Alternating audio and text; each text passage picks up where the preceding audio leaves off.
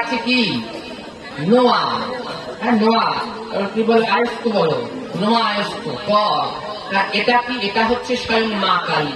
মা কালীও হবে, লক্ষ্মী হবে, সরস্বতী হবে, মা কালী হবে। মা কালী হবে তখন যখন তোমার সংসারের উপরে কেউ হামলা করবে, তখন তোমাকে হতে হবে কি মা কালী। ওই যে একটু বললাম না, যদি আপনার মেয়েকে অন্য কেউ নিয়ে যেতে আসে, বাড়িতে বটি নাই, বটি দিয়ে কোপ দিয়ে হাত একটা কেটে রেখে দেবেন।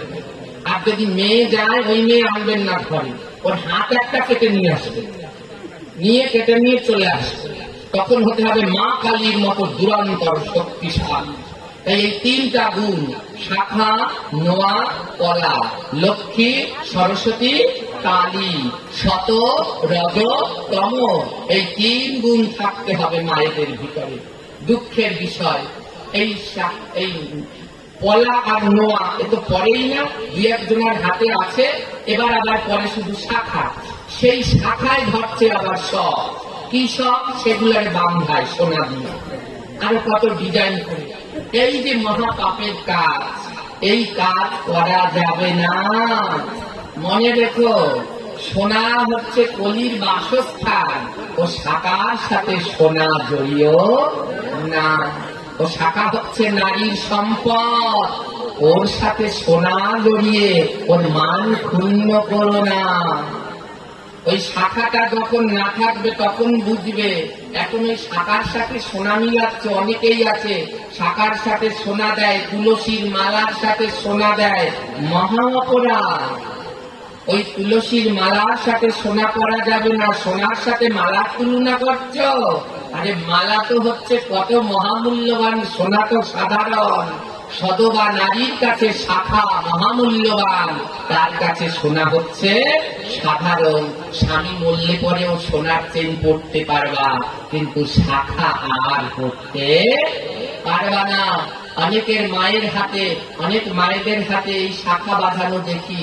মায়েরা এগুলো মোটেই উচিত নয়, এগুলো মোটেই পড়বেন না। হ্যাঁ, সোনা দিয়ে শাখা বাঁধানো বা অন্য কিছু দিয়ে বাঁধানো শাখা একদম পড়তে নেই। এতে শাখার অবমাননা করা হয়, শাখার সাথে সোনার তুলনা করা হয়। তাই সাবধান, শুধু শাখাই করো। যদি সোনার চুরি পড়তে ইচ্ছে করে আলাদা করে একটা করো, কিন্তু শাখার সাথে বাঁধিয়ে শাখার মানকে ক্ষুণ্ণ করো না। হ্যাঁ, মনে কষ্ট পেও না। বাসায় গিয়ে তো আমার ইচ্ছে মতো আলহামদুলিল্লাহ সুরা পড়লে গাইলেন শুরু করবা, কিন্তু সে গালাগালি দেও, একদিন আবার আমার কথা মনেও পড়বে যে এই বাবা একদিন বলেছিল, আমরা ভুল করেছিলাম। তো খুব সাবধান, এগুলো করো না। হ্যাঁ, আমি বারবার বলি, বিধি যে মানে না, ব্যাধি তাকে পারে না।